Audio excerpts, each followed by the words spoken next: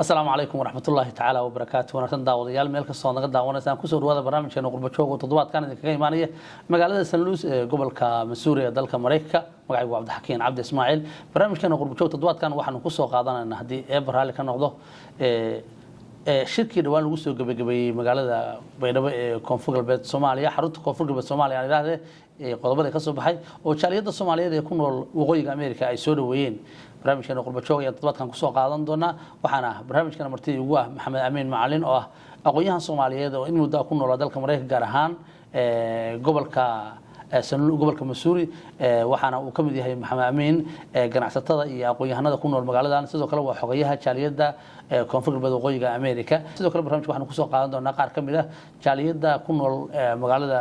St. Louis oo soo dhaweeyay qodobada ka soo baxay shirkii dhawaan lagu soo gabagabeeyay magaalada Baydhabo ee xarunta ku meel gaarka. Maxamed Amiin ku soo dhawo barnaamijka qurbo joog. marka ugu horeysa waxaan rabaa inaan ku weydiiyo bal horta intaan su'aalaheena aan guda galin Maxamed Amiin waa kuwa محمد أمين وأرتا وقف كان كل فريق ومحمد أمين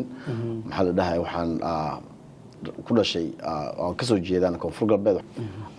وحن إما ذي مريكان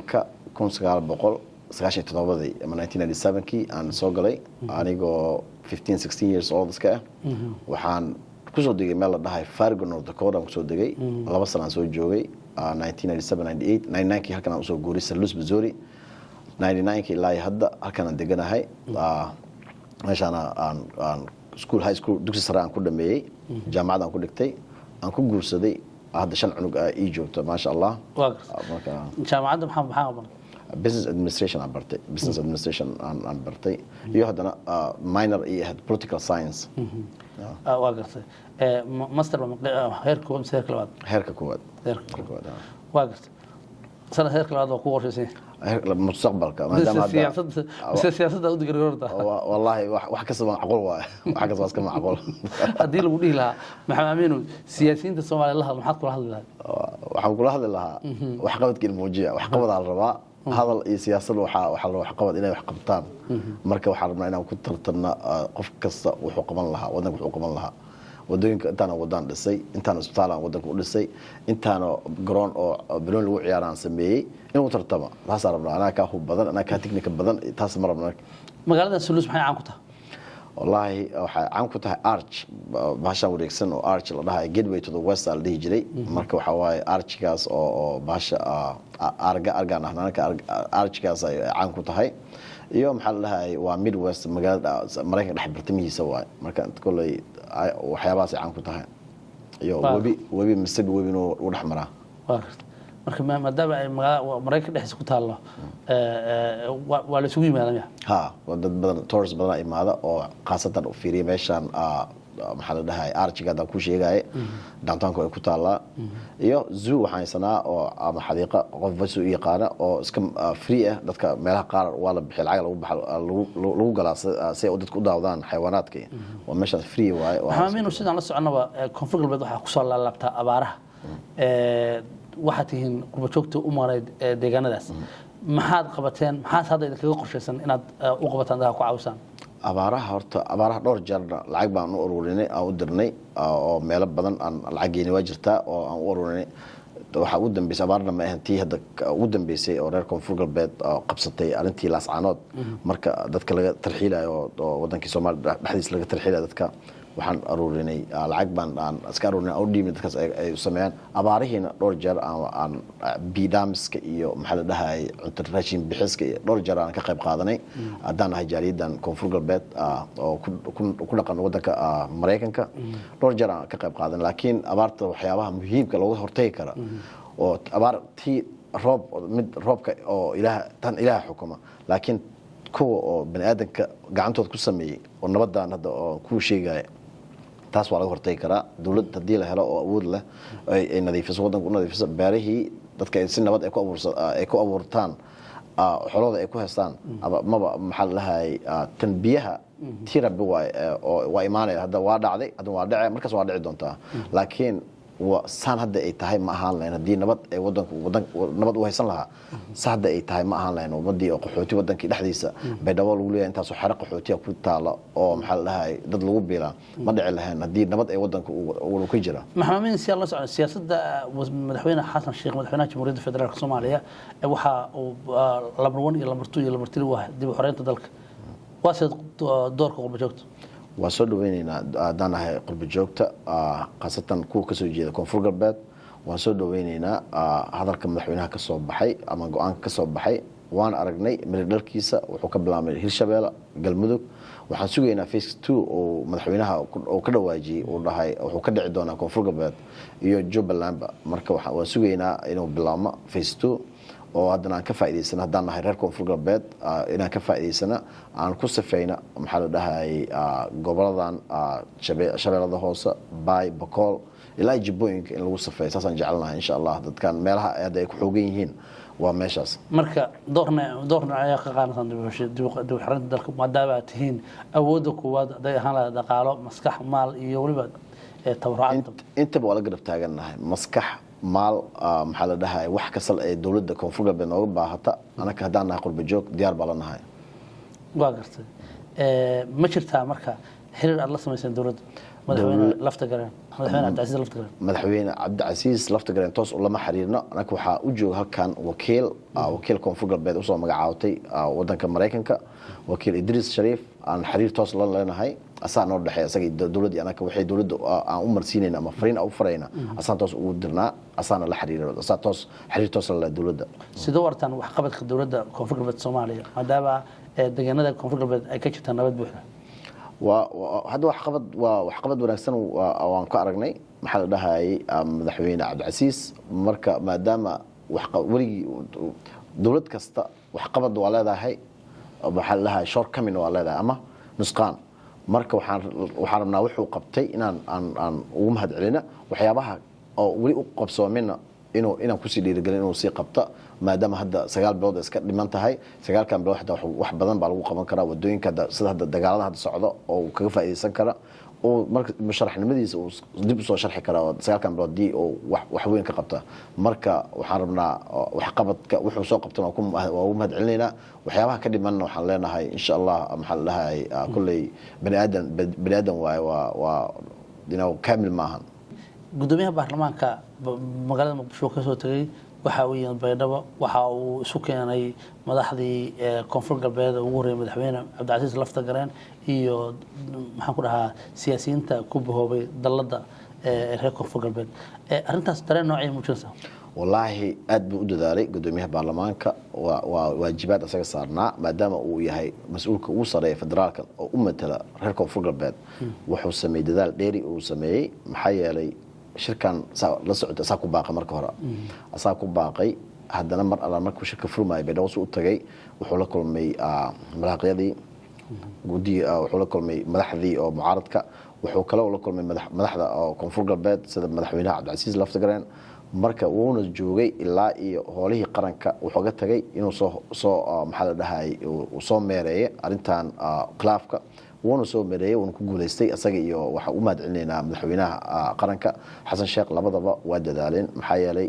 madaxweyne xasan sheekhna 2 jeer camal ku laabtay oo dhowr maalmood uu soo joogay meesha furitaankiina uu joogay soo xiritaankiina shirkana waa asagii meesha joogay oo markuu furayna uu dhahay ishaan ku idinkama tagin shirkan waa furnay laakiin ishaan ku haynaynaa wixii qaldana gacantaan qabanaynaa waa tuu dhahay markuu soo xirana waa tuu ku laabtay marka la xiraayo waana ugu mahadcelinaynaa gudoomiyaha baarlamaanka sidoo kale dadaal dheeri buu muujiyey oo furitaanka ilaa uu ka soo xira meeshuu joogay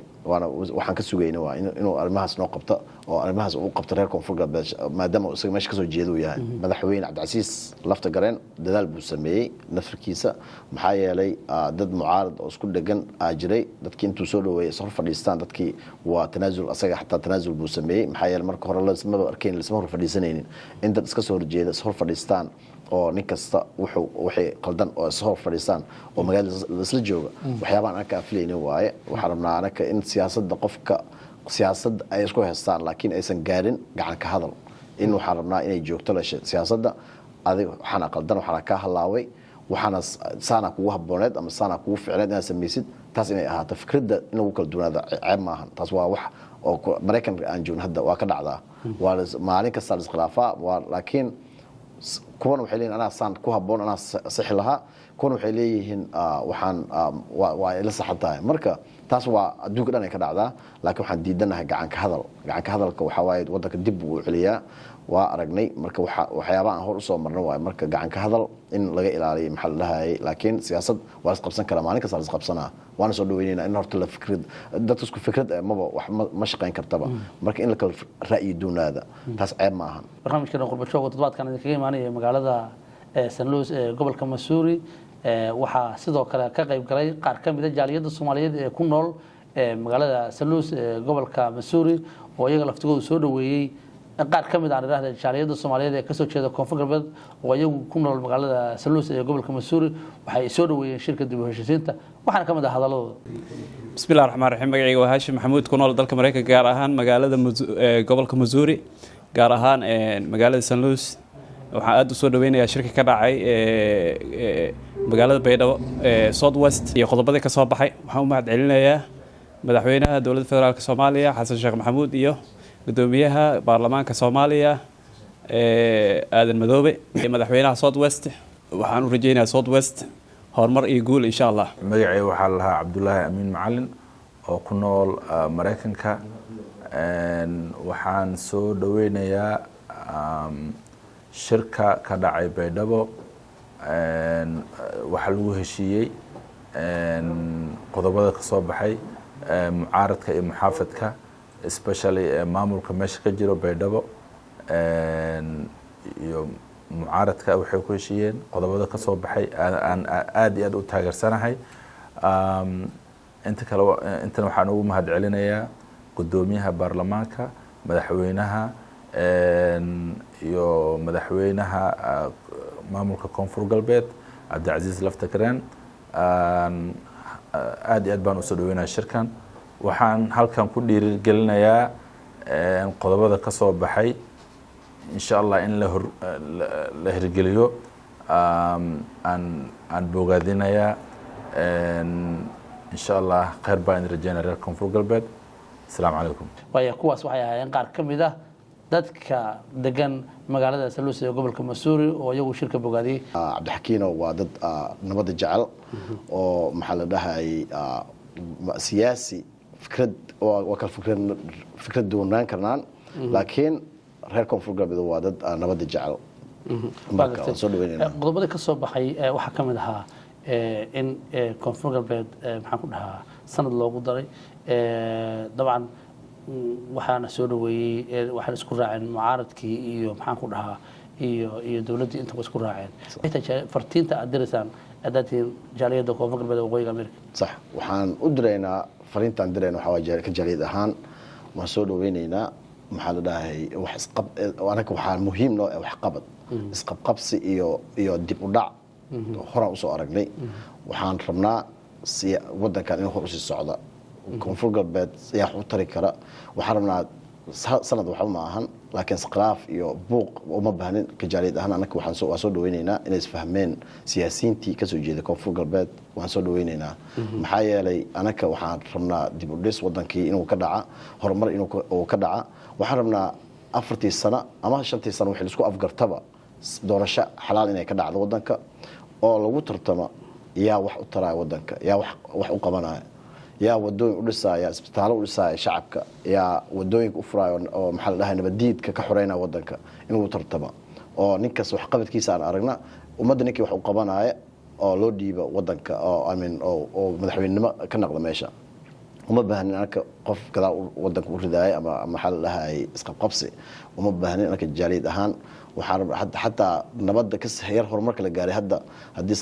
isqabqabsi uu badta maxaa la dhahay kistaan hadda aan haysana gadaalba u dhacay hadda waa og tahay magaalada madaxdii anaka Koonfur Galbeed waa Baraawo ilaa hadda nabadiidkiya dhexda ku jira ilaa hadda waxa loo tagi laayahay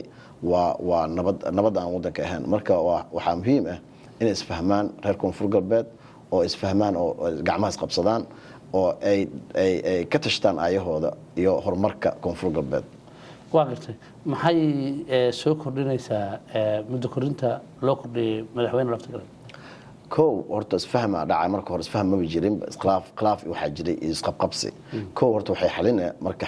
khilaafkii oo jiray oo go'aamo doorasho dhacaysa hadda taas waa mid labaad hal sano waxba ma aan hal sano bariiba imaane waa is diyaarinayaan hadda waxaan dhihi lahaa dadkii musharaxiinta ahaa oo tartamay inay si diyaar ninkaas wax qabadkiisa inuu soo bandhiga nin kasta wuxuu wax u qaban lahaa wuxuu wax u tar lahaa wadanka oo wax qaban lahaa inuu soo bandhigo wax qabadku sameyn lahaa xataa madaxweynaha hadda jooga waa inuu ka faa'iideystaa sanadkan loogu daray maxaa yeelay waan ognahay 4 sano hadda la soo dhaafay wadanka kala xirnaasho iyo waxaas ku dhamaaday marka waxa u baahanahay xataa sanadkan asaga iyo kuwa la tartamaya inay kasii fikiraan goboladan koonfur galbeed say ku horumari karaan oo say wax u qaban karaan dekeda baraaw in la furo marka deked bay leedahay la furo maxaa la dhahaa wadooyinkan u dhaxeeya magaalooyinka saddexdan gobol koonfur galbeed shabeellaha hoose laisku wada furo maxaa la dhahayay baydhaba ilaa iyo maxaa la baay iyo boqol isku furnaadaan baay iyo geda dhinacaas ay furnaadaan aan taasaas u baahnay inay ku tartamaan madaxweynayaasha imaan doona iyaa wax u sameynaya isbitaalo u dhisaya shacabka iyaa wadooyinka u sameynaya wadooyinka u furaaya maxaa la dhahaa hadda waa Cabdixakiin oo ka warqabta hadda ninkii raba xamar inuu soo aada waa inuu ticket diyaara u raadsado oo maxaa la dhahay oo diyaara raaca haweeneyda oo iibsata gaariga gacanka wax ku iibisa oo baydhabo joogta ma awood inay diyaarad lacag ka bixiso imaado marka waxa muhiim ah yaa wax u qabanaa wadankan ma u baahnin isqabqabsi iyo maxaa la dhahay siyaasi waxa laga yaabaa wadanayn kara kursiga wadanayna marka inuu ka fikiro kursigan saninkan hadda hay wala wareegay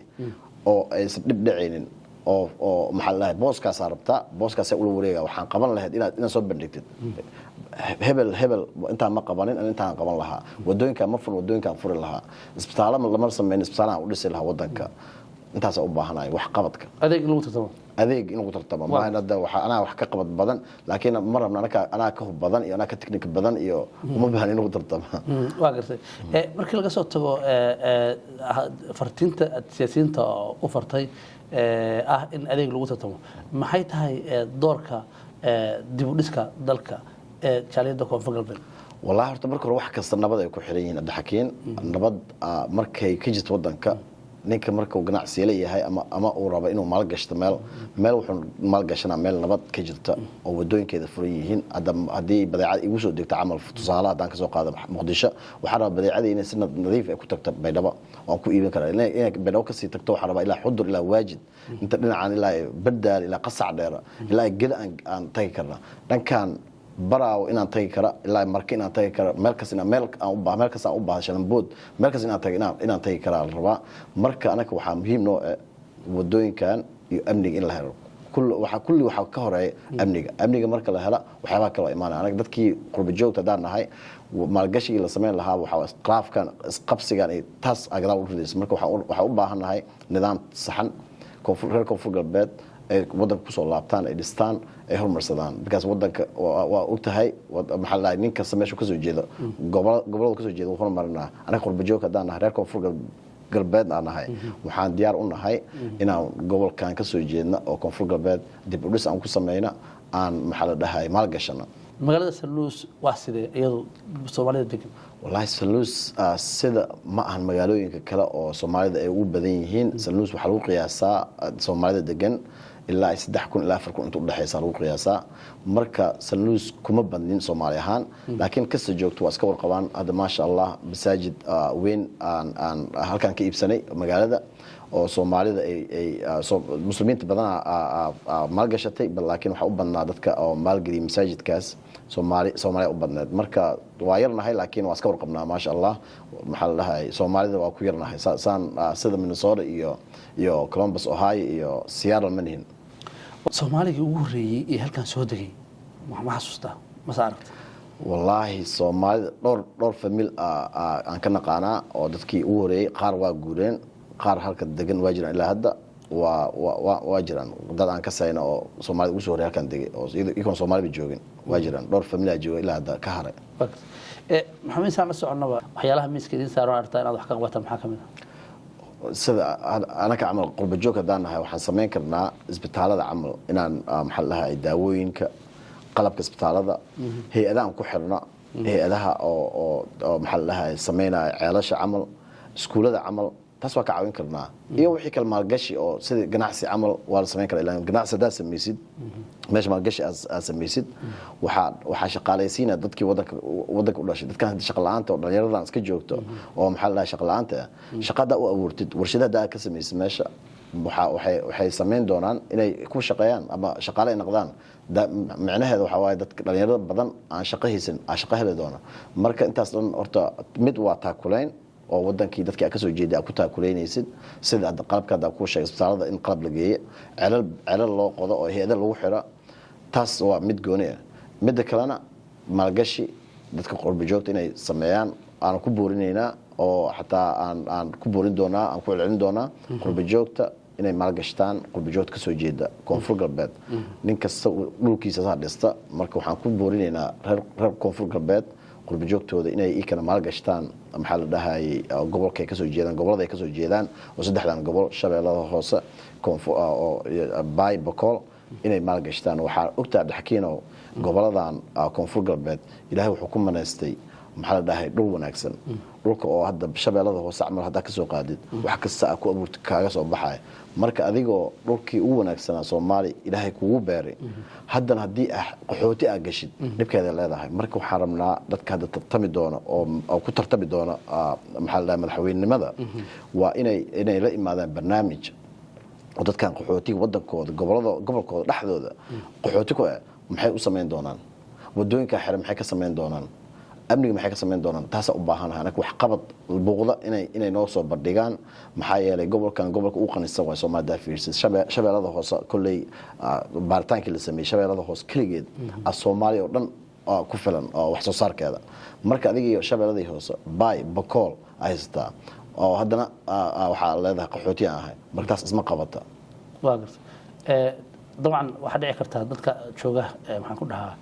reer koonfur galbeed inaysan haysan qalabkii ay ku shaqaysan lahaayeen oo awal dawladdu ay ka saacidi jirtay inkastoo hadda dawladda ay soo wasaaradda beeraha hadda ay qorshe ka leedahay horumarinta dadka beeraleyda haddana lama dhayalsan karo inay qurbajoogtu ka qayb qaataan maxaa kalifay inaad ku yeelataan maxaan ku dhahay uga faa'iidaystaan wadamadan hadda beeraha iyo fursadaha yaalla inaad qalabkaas qaadaan waddanka ay geysaan horta meel amni lah oo wadooyin isku furayaan waxaan ku soo celcelinaa amni waxaan ku soo celcelinaa meesha ninka qof isku aamini kara inuu tago waayo marka meel amni lah waxaas la sameyn karaa waxna ma ahan anaka hadda aan la xiriirna macno weyn naguma fadhiiso ama wax weyn naguma qaadanaysa intaan hay-ada aan la xiriirna oo wadankii aan geyna laakiin marka hore hay-adda aad geynaysid damaanaday u baahan tahay inaad ka damaanad qaadid amnigeeda inaad ka damaanad qaadid laakiin wax isku xirku waa sameyn karnaa oo waxaan ka samayn karnaa xataa fundraise waxaan ka samayn karnaa maxaa la dhahay dadkan degan oo ka soo jeeda koonfur galbeed inaan wax ka aruurin waan samayn karnaa oo aan ku maalgelin arrintaas iyo hay-ada caalami ah inaan la kaashana oo ay u sameeyaan maxaa la dhahay u qalabeeyaan dadka laakiin waxay kusoo ku shabanaya in maxaa la dhahay amni la helaa wax kastoo amni markii laga soo tago fursadda oo madaxweynuhu baxshay oo ah in manabadda laga shaqeeyo door noocee ka qaadan kartaan walaa wacyigelin doorka wacyigelinta ka qaadan karnaa iyo wax kasta lanaga soo baahda jaaliyada ku nool koonfur galbeed jaaliyada ku nool wadankan Mareykanka waxaan diyaar u nahay hil iyo hoob inaan aan garab istaagna dawladda koonfur galbeed wax kasta ay nooga baahan tahay inaan talo iyo tusaale waxay ahaataba inaan ku garab istaagna diyaar baan u nahay marka waxaan leenahay ka faa'iideysta madaxweyne xasan sheekh iyo gudoomiyaha baarlamaanka Sheekh Aadan Madoobe meel wanaagsan ay soo gaarsiiyeen shirkan juhdi badan ay geliyeen waa ogtahay madaxweynaha federaalka xasan sheekh dhowr jeer uu ku laabtay meesha oo maalmo uu soo joogay gudoomiyaha baarlamaankana shirkaas u furay ilaa uu ka soo dhamaado uu joogay marka hadda maxaa looga baahan yahay waa madaxweynihii uu soo qatimay oo soo gabagabeeyey gudoomiyihina wuu furay shirka ilaa uu ka soo dhamaado uu joogay marka reer koonfur galbeed ay u taalaa hadda say uga miro dhalin lahaayeen waxaa la isku ogyahay ay u meelmarin lahaayeen marka waxyaabaha la isku afgartay waxaa la rabaa inay ka miri dhaliyaan oo maxaa la dhahay ay hoosha waxa u taalaa ilaan reer koonfur galbeed ee u taalaa waa gartay markaad leedahay reer koonfur galbeed u taallaa maxaad ula jeedaa waxaan ka wadaa dal iyo dibad dadka ku nool reer koonfur galbeed oo ku nool wadankii siyaasiyiin ha ahaada bulshaweyn ha ahaata reer koonfur galbeed meel kasta ay joogaan qurbajoog ha ahaadaan waa inay ka mari dhaliyaan waxyaabihii laisku afgartay waa inay ka mari dhaliyaan oo anakana jaaliyadda koonfur galbeed oo ku nool waqooyiga maraykanka waxaan maxaa la dhahaa waqooyiga America waxaan soo dhaweynaynaa shirkaas iyo waxa ka soo baxay anakana waan garab taaganahay saan hadda hore kugu sheegay wax kasta lagu heshiina waa garab taaganahay anaga wax dad isqabsada rabnaa waa gartay waa mahadsantahay dallada ku midowday mucaaradka ayaga maxay tahay fariinta u dirsan iyagana horta waa u mahadcelinaa marka hore maxaa yeelay tanaasul bay sameeyeen marka hore waa adiga la socotid waa tii ay ku dhignaayeen marka hore doorasho rabnaa oo hadda marka iyagana tanaasul bay sameeyeen oo ku mahadsan yihiin marka waxaan u diraa marka soo sharxa 9 bilood waxba ma ahan 9kan bilood wax qabadkii noo soo bandhiga waxa qaban lahaydeen noo soo bandhiga shacabka waxa qaban lahaydeen oo lidinku dooran lahaa soo bandhiga taasaan aan ku bawaadina waan ku mahadsan yihiin oo tanaasulka inoo u sameeyeen dadkooda shacabkooda ay u sameeyeen waa kartay gudoomiyaha golaha shacabka markii shirku soo gabagabay waxa uu fariin u diray jaaliyadda Soomaaliyeed ee reer koonfur galbeed iyo guud ahaan dadka Soomaaliyeed waxa uu ka codsaday inay la shaqeeyaan maamulka koonfur galbeed iyo shirkadda bulshada kamira dhalintiisa qodobada markii soo baxay kaga soo baxay waan soo dhaweyn horta marka hore qodobadaas ilaan qodobo la isku afgartay oo intaas laga soo shaqeeyay gudoomiye Sheekh Aadan Madoona aad u mahadsan yahay sida ugu dhabar adeegay maxaa la dhahay sabarkaas uu sabray intuu shirka bilaabmay ilaa uu ka dhamaanay marka qodobo muhiim waaye qodobadaas waxa uu fadhinaa dawladda koonfur galbeed iyo mucaaradka say isu afgarteen in sideeda loo fuliyo maxaa la dhahay anagana waa garab taaganahay ka jaariyad ahaan waan garab taaganahay wixii la nooga baahda hiil iyo hooba diyaar baan u nahay insha Allah inaan garab istaagna dawladda koonfur galbeed say miradhal aga dhigi lahaayeen qodobadaas ka soo baxay waa gartay ugu dambeyntii maxaad rabtaa inaad bulshada Soomaaliyeed ka daawanayso warbaahinta qaranka Soomaaliyeed horta waxaan leenahay wadankan Soomaaliya waxa uu u baahan yahay nabadeyn guud ahaan Soomaaliya maxaa la dhahay halas garab qabsada wadankan waxa loo baahan in laga xoreeyo nimankan nabadiidka in laga xoreeyo oo waxaan u baahanahay gacmo inay isqabsadaan wadankan wadan sidii hore u ahaan jiray inuu ku soo laabto saas aan rajaynaa marka Soomaalida inay la shaqeeyaan dawladooda dawlad goboleed kastana inuu la shaqeeyo dawladda federaalka maxaa yeelay waa hal dawlad ay hoos tagaan dawladahan oo maamul goboleedyada dhamaantooda dawladda federaalka hoos imaadaan marka waa in la isla wada shaqeeyaa in la isfahmaa oo maxaa la dhahay saas horumar lagu gaari karaa waayahay daawadayaal iyo dhageystayaal barnaamijkeena qurba joog toddobaadkan idinkaga imaanayay magaalada Saluus ee gobolka Missouri oo martii ugu ahaa Maxamed Amiin Macalin oo kamid ah aqoonyahanada Soomaaliyeed ee ku nool magaaladan isla markaasna xogayaha jaaliyadda koonfur galbeed ee waqooyiga America inta ayaan ku soo afmeerinaa barnaamijka waxaa idin la socodsiinayay anigoo ah Cabdi Ismaaciil barnaamijkan inta waa dib u kulmi doono waxaan idinkaga tegaynaa nabadiino